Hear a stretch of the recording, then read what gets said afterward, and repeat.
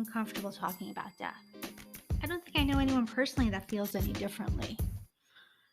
But for some reason, I'm the first call when a friend's animal is sick and they need guidance with making the choice to either euthanize or take further steps and push ahead and try and hope for something good to happen.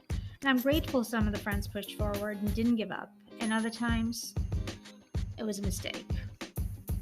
And the choice to wait caused even more anguish for their pet.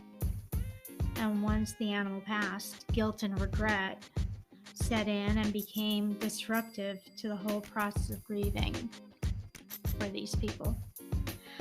Unfortunately, I've experienced too many losses. It's just inevitable. Yet with the many losses, I'm happy to say that I can jump high and give someone up there a high five for giving me the opportunity to open my home and my heart to those beings that are no longer with me in body. I'm not a fan of promoting stuff. I have to believe in and validate the value of that thing before I choose to present it to people that have put their trust in me. And I've been gifted many books to help me heal and work through passing of each of my animals and friends and losses of family members. I was sent a copy of Griffin's Heart and asked if I would be interested in doing an interview with Reagan. So I read the book first. It's short, it's about 120 pages, I think. And I did each of the exercises. I wasn't sure if it would be uncomfortable or boring or just cheesy. It was none of those things. It was mildly cathartic and sweet. And I had a couple of laughs. I laughed to myself when a few of the prompts triggered me to really hone in on some funny memories of these little beasts that shared their lives with me. I hope you enjoy this interview.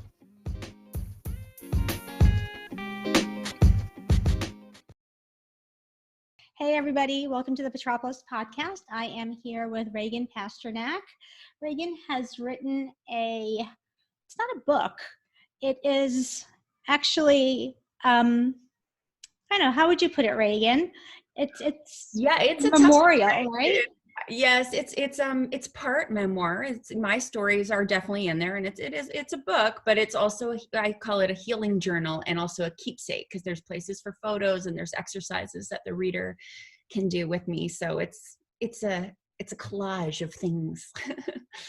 It is a tool that we pet lovers can use to help our fellow pet lovers when they have lost an animal, because it's such a hard thing to deal with. Reagan and I were just speaking about how hard it is to talk about it with a friend. I mean, even though we've gone through it, but when someone else is going through it, it's such a odd and uncomfortable place to be. You don't know what to say. But anyway, I'm jumping ahead. Reagan, why don't you tell us a little about yourself first? Why don't we start there? Okay, well, I'm originally from Canada. I'm an actress, film and TV actress, and I am a huge animal lover. And so I live in Los Angeles now. But when I lost I lost a little cat named Griffin, who I loved like a baby. And he was my first animal that I had as an adult. Like, I had animals growing up my whole life, and then he was my first real responsibility and on my own. And when he died, I got so heartbroken that I didn't know what to do, because I felt very uncomfortable. Just like we were saying, I felt very uncomfortable talking about it to people. I felt like, it wasn't quite a grief that was necessarily accepted. And I started writing. I started writing about grief and about mourning an animal. And it took me years. I wrote and wrote and wrote, and then I would stop. And then about 2 years ago, I committed to finishing this project on mourning animals. Yes. So Griffin was pretty young. Griffin was 7 when he passed, right? Okay, Yeah. so and a Yeah. Devon Rex, He the was. description of Griffin cracked me up when Oh, you and your partner guy got your kitty. It cracked me up. I mean, you guys, when you guys read this, you will laugh because when you first get a kitten and they're all goofy looking, but Devons in particular are kind of yes. oddball looking. Oh, So, I had no idea what I was getting myself into. I was like, what is this thing? He was sticky. He was like completely sticky with it. He had these giant ears and oh my God. flying But saucer eyes, and yeah. I loved your description. It was so sweet. And you suddenly, yeah, they get sick, and especially at a young age when you don't expect it. Mm-hmm. And I mean, everything that you had written in there about food, wellness, everything you did back and forth with nutrition, you did everything right. And you even put it out there that you didn't know any better and you got him from a breeder. I did. I did. That was before I, fell hard into the rescue world and really understood how dangerous certain breeders could be. And honestly, because my boyfriend at that time was super allergic to cats, so that was the other thing. So we knew we had to figure out a way. And Devon Rexes barely have fur, and they don't really shed. So that's why we decided on that cat. But yeah, I think he had.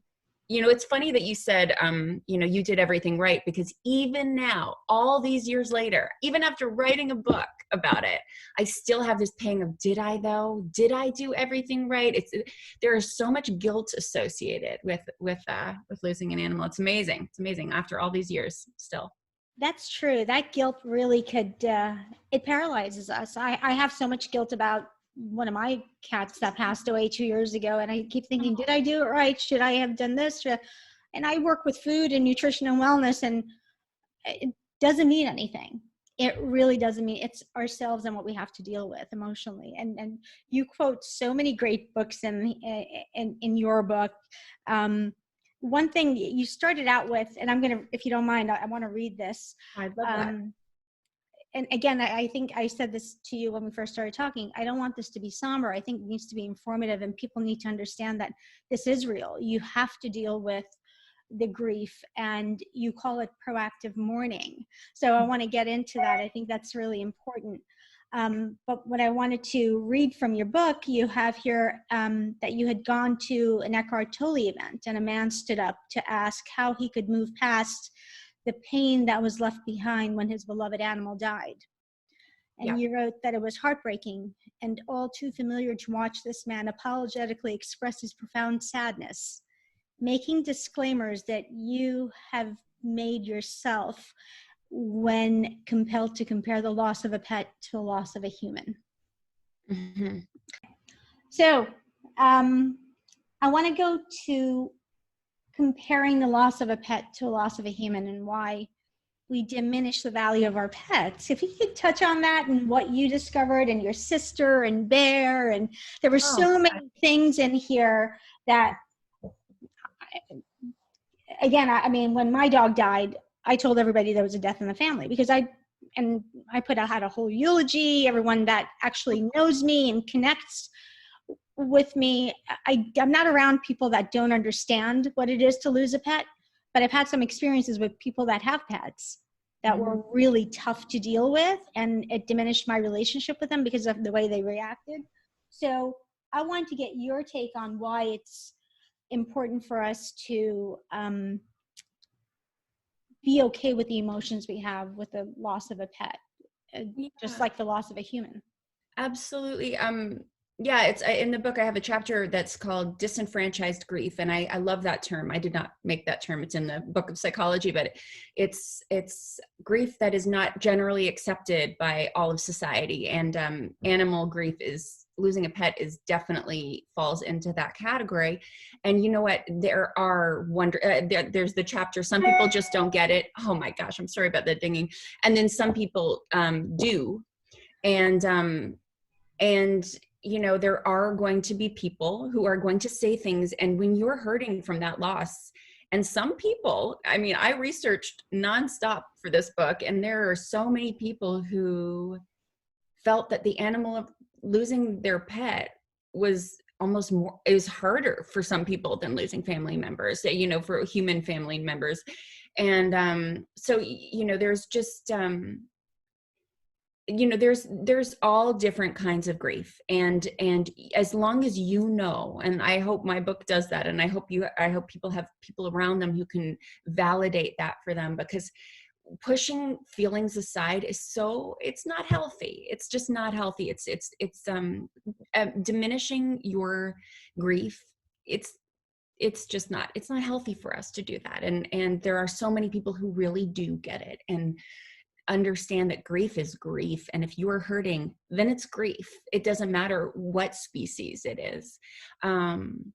And I try to be light with it. I give some examples of, you know, just some fun things that you might want to say to somebody who says the wrong thing, but, you know, bite your tongue, and, you know, so I try to be lighthearted about it. And I love your say what section. It's awesome. I mean, I kept thinking of the worst things to say as I was reading it. You know, if someone says, "Oh, I'm really not a cat person. I'm actually a dog person." I love that one. I would say, well, the things that came to my mind as I was reading it were. I had those things said to me, so that's why I knew. Like, I was like, you know, Reagan, chill, just take a breath and find somebody who really does understand. So yeah, and you know, just like you were saying, you know, I hope that my book doesn't feel heavy to people. I hope it doesn't feel only sad, because that is actually the point of the whole thing, is to unload any painful memories that you have. And that's why there's so much space to journal and get out all of your feelings in a safe spot, in a safe space, which is so important. And but I also, you know, I really try to bring in cognitive behavioral therapies, actually, that are just ways to actually get your brain to rewire and go, you know, yeah, I feel terrible about the way it ended, for example, or the way, you know, the sad parts of or the guilt of I wasn't home enough for them, or whatever the case is for the specific reader. But I want them to rewire it, and there's so much space and prompts to to start thinking about all the things you did right. I felt like when I was doing those exercises after Griffin died, you know, trying to rethink things, it helped me. It helped me so much. It helped me feel closer to him. It helped me have some closure. It helped me think, okay, so I'm allowed to have some guilt here and there, but I also have to remember the good things, because, you know, that's the reality of it. The reality is the reason why you're hurting is because there was so much good, you know? That's true. But when it comes on suddenly, I mean, Griffin got sick. Yeah. When you have a young animal that gets sick, and I'd like to jump into, excuse the New York City siren noise here. The back in my podcast, you always get a siren in the background. I love it. I miss New York, so there you go. Here we go. Welcome back to Midtown. Well, there you go. But you know, when you have an animal that's on the younger side and you just don't expect them to go or to get sick, that the heartache seems to be a lot tougher rather to deal with. Yeah. And you doubt yourself. And then working with the veterinary community, I think, I don't know, what was your experience with vets? And is there any advice you can give to people who are going through sickness with their pets? And obviously, the one thing that we know is inevitable in life is death. Mm-hmm. And I guess taxes is the other thing, unless you're Donald Trump. So, yeah. All right, $750. But, you know, it is inevitable. And sometimes you don't want to put the work in, or you think the animal's in pain. You get pulled around by the vets. How do we approach our veterinarians? How can they help us? Can they be part of the process? Is that something that you can touch on? You know, I can touch on my own experiences with that. And I think it's funny, we're actually going through that with an older cat that we have, a stray that we took in years ago. He's been a mess. He has stomach issues, and Oh, he's like a skeleton now. He's so tiny, and we've been through the ringer with him right now. And I said to my husband uh, a few days ago, even just touching on this, like we took him into the vet again, and I said, you know what, like we're going to be spending thousands and thousands more dollars because the vet wanted to keep him there, and we know he's in his last stages of it all. And is it worth it? Is it not? Am I torturing this animal when he's going to die anyways? And I think much like emergency doctors in a hospital, for humans, their job is to keep them alive. I think we have to remember that there's no ill intent. Their job is to go, we're going to save your animal. And so I think you have to be direct about your financial situation. I think you have to be direct about what you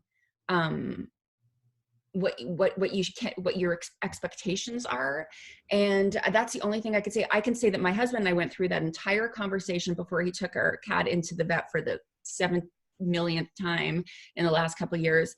And we both were like, you know what, this is the end. Like, we know he's much older. I think he's 18 because he's a stray. We don't really know. Mhm. But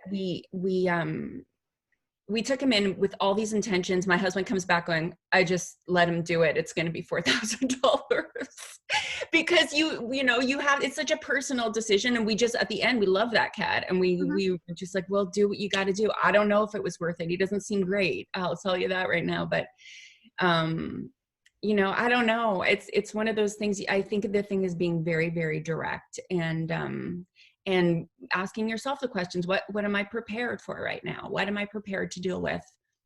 And, yeah. When cost becomes a factor, then I think the guilt kind of drags us down a little bit more. That's true. That's a big one. It's a big one. And actually, even, and to play devil's advocate, I'm sure you know this, but vets have a really high suicide rate and a high depression rate because they are often having to put down animals that they know they could help if there were the means, and they have to grapple with that. And, so, oh man, I say, I've said this a million times, animals are heartbreakers. They are worth it, but they are heartbreakers. They give you so much joy, but there are hard decisions to make, and that's inevitable, just like taxes, unless you're Donald Trump. So it's just, I wish I had a better answer for that, but I think it's just one of those things. The end of life is tough. The end of life for a human being is tough. I lost my mom last year, and that was really tough too, and it was interesting because I was just finishing the book at that time and going, wow,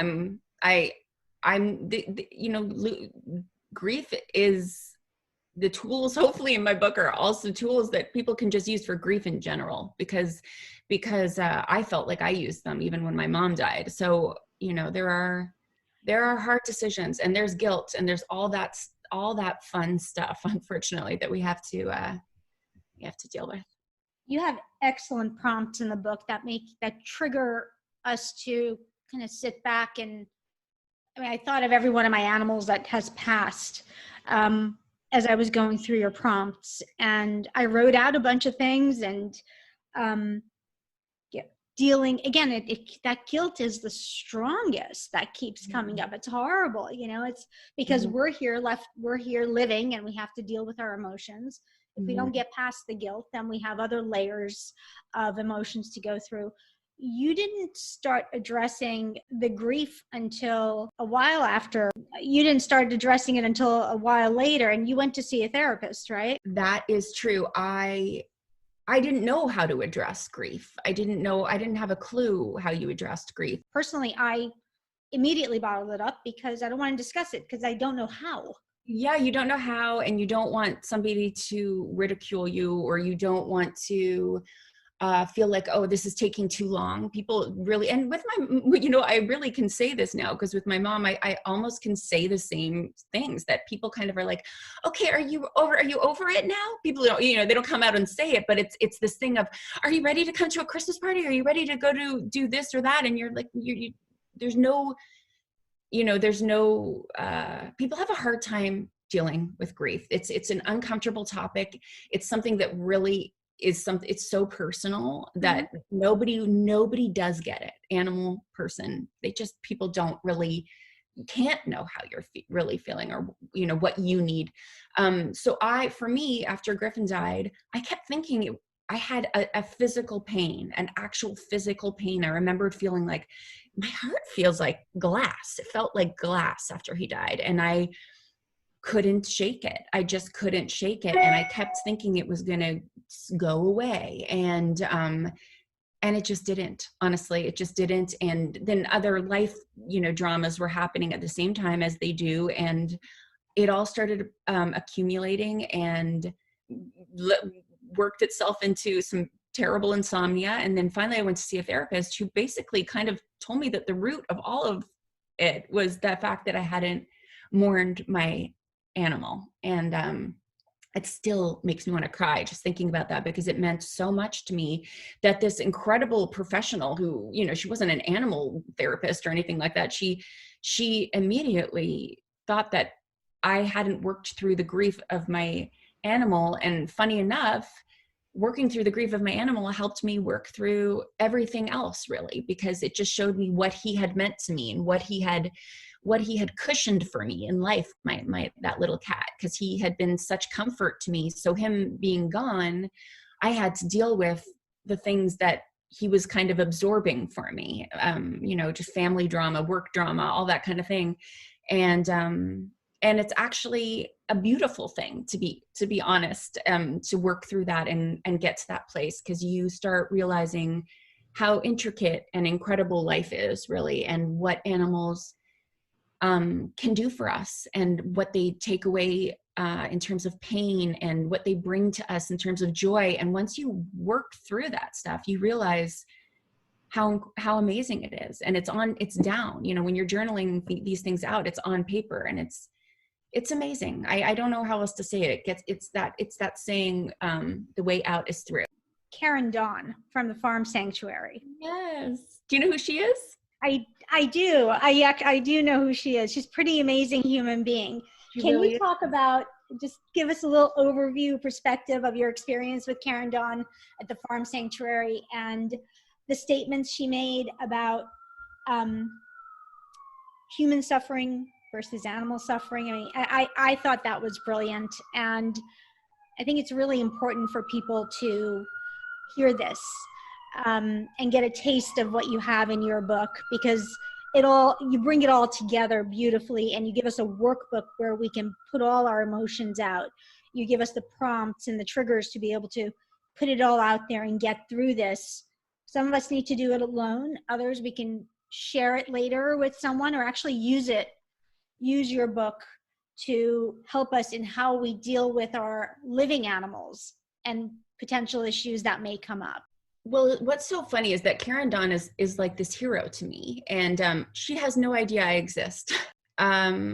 She is a hero in the animal rescue world, and she's an author. I was lured by my cousin to go to this farm sanctuary place, just, like it's like a petting farm for rescued animals. And really, my cousin was getting me there because she wanted me to hear about farm, because I'm so squeamish about hearing any animal abuse or anything like that. I get so worried. I've been a vegetarian my whole life, but even I didn't really understand what veganism was, or I didn't understand any of that. By the way, the book is not it's not a commercial for veganism. Don't Not at all. Not at all. But Karen Dawn is very, she educates you on factory farming and a million other forms of animal abuse. Anyways, I went to this place with my cousin, and she was one of the guest speakers. I found her so grounding, and she said, which I say in my book, my capacity for compassion is not human specific, is not species specific, sorry. And I absolutely it stuck with me. It stuck with me that, we don't need to compare the love that we have for a human to an animal. We don't need to compare the grief that we have for an animal to anything, because it's all important. It's all valid. And really that day was so life-changing for me, for what I thought about, how I ate. All those things really, really impacted me and made me a much more mindful person. So that's the only kind of, I believe that compassion is our superpower. I really do. I feel like if we were all just a bit more compassionate, everything would be better. And it sounds so flaky and cheesy, but it's actually just true. It's just true. Especially now, I think a lot of people are realizing it because they've had time to ponder being stuck at home, not able to do a lot of things we used to, just jump in the car or jump on the subway and go out. I mean, the premise of the Karen Dawn comment was a man in the audience actually raised his hand and asked the question of her. He said, how do you justify dividing so much of your time and resources to animals when there are actual people who are suffering? And what you just said is that her compassion is not species specific. It is so important for all of us to connect to. But it's just, it's about being compassionate. It's to stop suffering all the way through. Us as humans, if we can give back and not allow an animal to suffer, our lives will be better for it. So those are important things. And then, you also talk about the law of conservation of energy. Yes. So that's a great thing. And just jump on that one as well. I really wanted you to talk about. You know what's so funny? I've been asked this a few times since I've been doing press for the book, and I've been asked what's my favorite part of the book, and I keep saying general answers, but if I'm being honest, that's my favorite part of the book. That is my favorite chapter in the book. Because I talk in the book about how I wasn't really raised with religion. I'm obsessed with Christmas, but I'm actually Jewish. If I culturally I'm Jewish, but you should see my house. It is insanely Christmasified. That's a word. But I am very, very, I love hearing about spirituality, and I don't subscribe to any specific philosophy, but I love hearing about them, and I'm always fascinated. I grew up with a very academic family who, and my husband's staunch atheist, but I love hearing about all of it. So that book kind of sums up, what does the afterlife mean? I feel like it would have been, and my editor, I first wrote a tiny little chapter on the afterlife, and she said, no, you're going to expand that. Go back.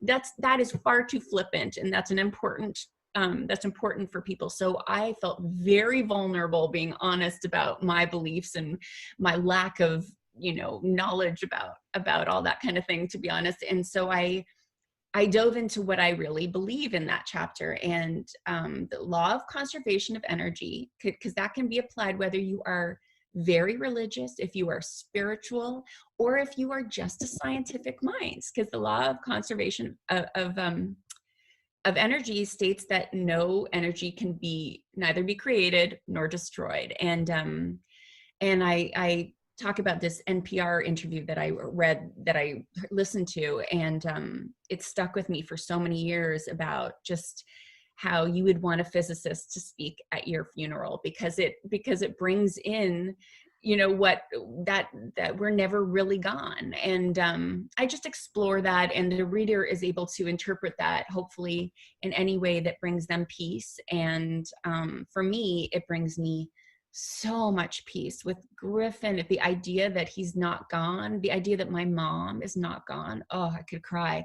It's just amazing. It's amazing. So people can take what they want from it, but I tried to be really honest, and I tried to be vulnerable in that chapter and explore it. And I actually learned so much from exploring it.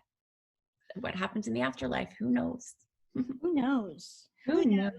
Did you ever read the book Some by David Engelman? It's Stories of the Afterlife. Oh, no. He's a neurophysicist. I have to read it. I'm going to write it down now. So I do. Brilliant. And it's essentially little short snippets of just SUME, some? SUM by David. SUM, okay. Okay. by David Engelman, who is a neurophysicist. You know, these are little things, and the takeaways that you have in your book from everything that you've captured is so important, because so many things I related to between Eckhart Tolle, Lori Gottlieb, everything that you had listed, in you exploring how we deal with death and what the possibilities are after life. I found it sweet and very different than any other book that's out there for pet owners. So first of all, it is a tool, but it's not just about their energy. It's not just about that. It's about dealing with it now. It's giving us so many resources. I absolutely love Griffin's Heart. Pet parents, pet owners have loved an animal and they're still grieving. And even if you're not grieving, I think it's one of the best books that you can have in your library and use, and just open up every so often and read what you wrote. And it's a great gift. But as far as gifting books, this is, I think I need to get, as soon as it's out. Can you tell me when the book is going to be out? Oh, so things got held up. We thought it was going to be before Christmas, and now it looks like it's going to be just in the new year. So, but you can go to griffinsheart.com and click notify me, and we will email you. And I will have a link for the website on the show notes. And I think everyone needs to get a couple of copies of this so they can have it for their friends in need. Oh, I appreciate that. Thank you. I'm going to be getting a couple of copies for friends who just recently lost their pals, and I'm going to dedicate this show to them, to all of them. Zimmy, Nookie, Domino, God, there's Bear, Baby Gray. There's so many. Bobby. So many losses just the last couple of weeks. So this show is dedicated to all my friends who have lost their angels. They're always going to be with us. Thank you, Reagan.